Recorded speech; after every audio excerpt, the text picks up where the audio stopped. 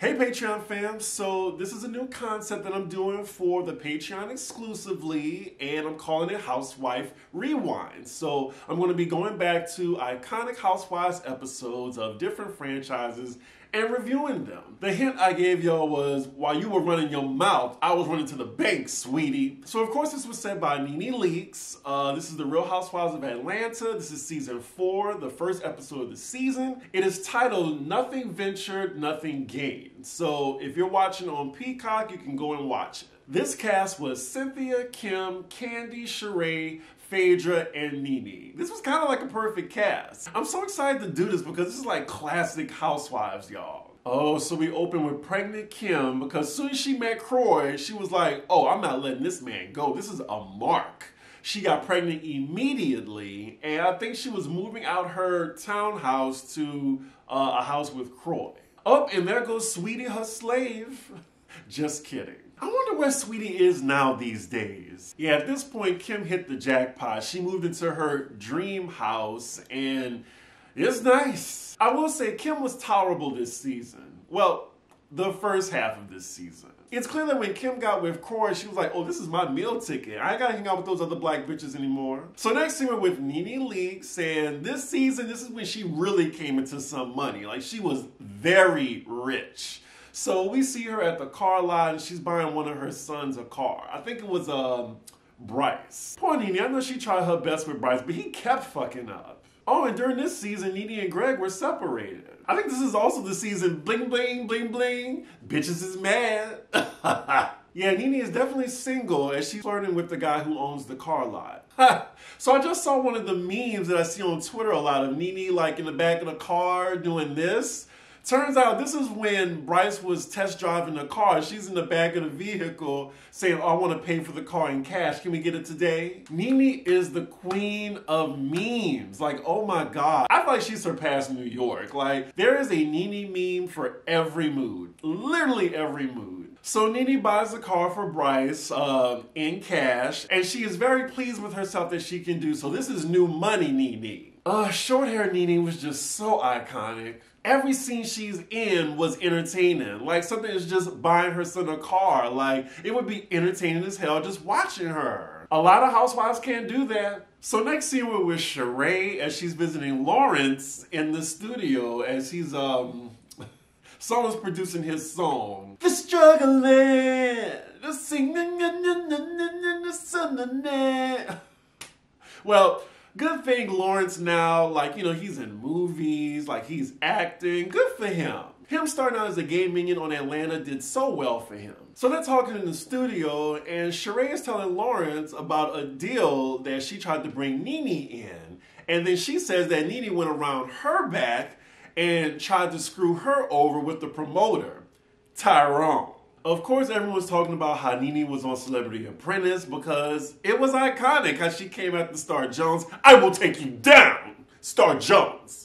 Call Barbara Walters. All right, Casper. That was good. Everybody was talking about it. I'm sure Nene made a cute coin off the show. But yeah, this is when she got big. And, you know, according to Sheree, Nene wanted to get paid a little bit more for her appearance, or just saying like Sheree shouldn't be getting paid as much as her. Something along the lines of that. We cut to Sheree's confessional. She's saying, yeah, Nene got an apprentice because they were looking for an irate, crazy bitch. And she fit the bill.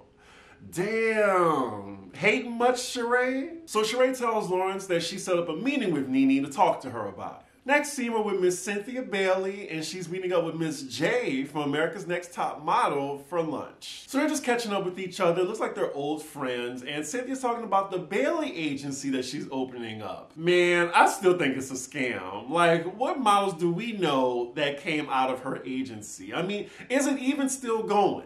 Somebody let me know in the comments. So it looks like the agency is open. Now she's looking for models. Now, I remember that if you get picked up by them, you still have to pay the agency, but they still have to pick you. So what she's doing is an open call, and she's asking Miss J to sit down for one of them to help them pick applicants. Because I can't say models because some of the people in that line, they just want to be on TV. Oh Lord, so next scene we're with Phaedra Parks, and this is her whole I want to be a funeral director storyline. So they're at the funeral home, and Phaedra's with some of her family. I'm guessing one of her great aunts passed. So she's facilitating the funeral. She's taking care of all the business aspect of it. Right now, this is just a low-key infomercial for Willie Watkins' funeral home. Everybody knows. I've missed her confessionals. There was just a certain delusion with Phaedra. Next scene, we're back with Cynthia and Miss J, and that was quick. I guess they were just eating lunch across the street from her agency, because he's just going straight to the open call. He's just going to give some of the applicants some walking lessons, or just seeing how they can walk. Side note, we're halfway through the episode and we still haven't seen Candy yet. So as these applicants, because I'm not calling them models, as they're walking, Miss J is just having a full key laughing at them. So after mocking and laughing at them, Miss J then gives them some words of wisdom, give them words of encouragement,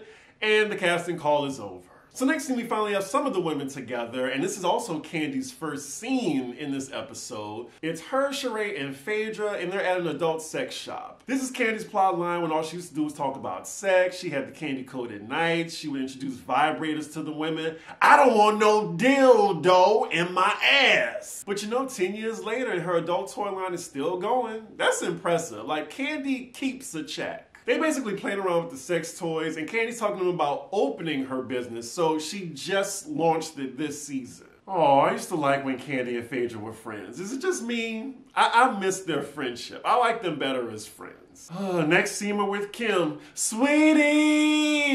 I forgot about that. This is definitely the season when Kim started just filming her scenes solo. Why? Kim's complaining about pregnancy after she did it like, what, 5 more times after this? Kim is just being Kim and ordering around Sweetie. She's just calling her an asshole for putting one of her good plates in the microwave. Next scene, we're with Nene. She's talking to Cynthia, and she's saying that Sheree has been going around telling people that she's trying to take money out her pocket. And she's supposed to meet her later in the day to discuss this. Now, according to Nene, she says Sheree is full of shit. She's not trying to take money out of her pocket, and she feels betrayed that she's going around telling people that she's trying to do that. I agree with Cynthia. This was probably all just a big miscommunication. And of course, they're dealing with the scammer Tyrone, so who knows what he told Sheree. So next scene, we're with Candy and Phaedra. They're in Phaedra's office, and she's just telling Candy about her new funeral venture. Candy's like the rest of the audience. Oh, so this is your side hustle? Oh, here's another popular gif that we see on social media a lot. It's like when Candy and Phaedra, they're all just like high-fiving each other in her office.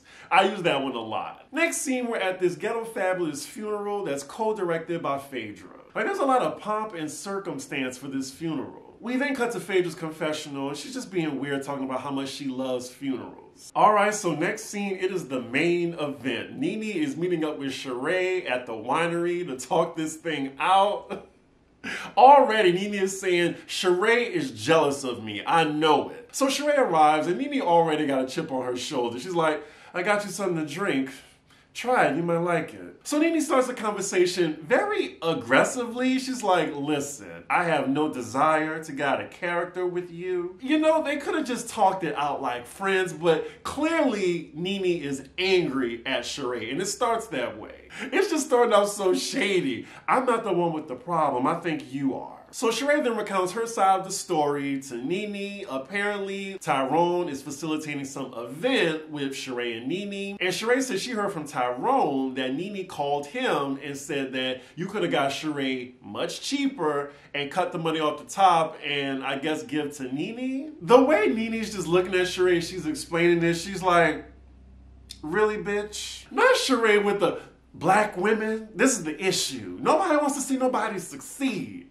Over like what, an appearance gig? How long have you known Tyrone? You've known me a long time, but then you listened to what Tyrone said and you believed him. So now Sheree's like, oh, let's call Tyrone. She starts dialing his number and thinks she has the upper hand. Nene's like, you don't need to call him. Why are you calling him? So now it's getting a little silly. As Sheree's on the phone with Tyrone, asking him, did you speak to Nene? Nene then calls Diana and says, no, you spoke to Diana. You didn't speak to Nene. So now they're both on the phone. So we have 4 people now in this conversation. This is peak Housewives. All this over such a minuscule issue. Sorry, Sheree. At the end of the day, Who went to jail? Tyrone, for scamming people. You put your trust in a scammer over Nene, someone you knew for a while. But they've been going there since season 1, since Nene got turned around at Sheree's house party. Nene's getting a little bit hot because Tyrone, it looks like he's lying on Nene, saying Nene talked to us, she talked to the managers. She's like, I did not talk to you. You can believe whatever you want to believe. Like, that neck is going. The iconic line, y'all. You can believe what you want to believe, but understand this. While you were running your mouth with him, I was running to the bank, sweetie, and cashing a Trump check. Donald Trump. That head was bobbing a Trump check. Donald Trump. I am rich. You're the one losing houses and cars. Nene is activated now. She stands up. She is going off on Sheree. Sheree is taking her seat. Like, Sheree keeps it cool. She keeps a poker face, but she's going back and forth with Nene. We cut to Sheree's confessional. I'm guessing production asked her, were you intimidated when Nene stood up? She was like, Nene got up out her seat. Did I think she was going to choke me? Hell to the motherfucking no. Bitch ain't crazy. And I believe her. Like, Sheree, I think she knows how to fight. That would be a good fight between her and Nene, but thankfully it has never come to that. So they're still going back and forth. We hear another iconic line, I am very rich, bitch. You don't know what rich is. What rich, you need to get your motherfucking teeth fixed. Oh my God, I'm enjoying this too much. I'm sorry, y'all. I haven't seen this in so long. They're done. They're done. Sheree is still going on. They are hollering at each other in this winery. I knew you when you had the rotten teeth. The rotten teeth. Bye, boo. Veneers. $50,000 smile. And you jealous. As Nene is exiting out the door, she calls out Sheree again for losing cars. I'm guessing this was the time when she got her Maserati repo. Sheree goes, oh, Nene, your first car was stolen. It was repo. Hello? It was repoed. It was, like, she is yelling, y'all. It was repoed. They're in Atlantic Station, y'all. And as Nene leaves, you got Sheree now getting up, just yelling at Nene as she's walking away. Repoed! Repoed! Your car was repoed! Sheree says in her confessional she knew old Nene when she couldn't even afford name brand, when she had the rotten teeth. So they're both walking to their cars, and Nene is just ignoring Sheree as she's like, didn't your car get repoed at the Home Depot? Like, she gets into her car, she's like, lying, trifling bitch. And that is where the episode ends, y'all. What an iconic episode. They don't make Real Housewives of Atlanta like they used to. I really enjoyed this. Y'all let me know in the comments how y'all enjoyed this episode. For my next rewind review, I'm trying to think. I'm thinking of doing Real Housewives of New York when Aviva, like, she was like, you're both white trash, quite frankly. Or I can do Jersey with the table flip. We already did the Amsterdam dinner. You can find it on Alex's channel, but I could do another Real Housewives of Beverly Hills, like an iconic moment. I could do the one where, game night, when Brandy got her crutches stolen. I love that episode, iconic. So y'all let me know, or give me some ideas in the comments of some iconic episodes that y'all want me to do. So with that, y'all, I will see y'all for the next video. Bye.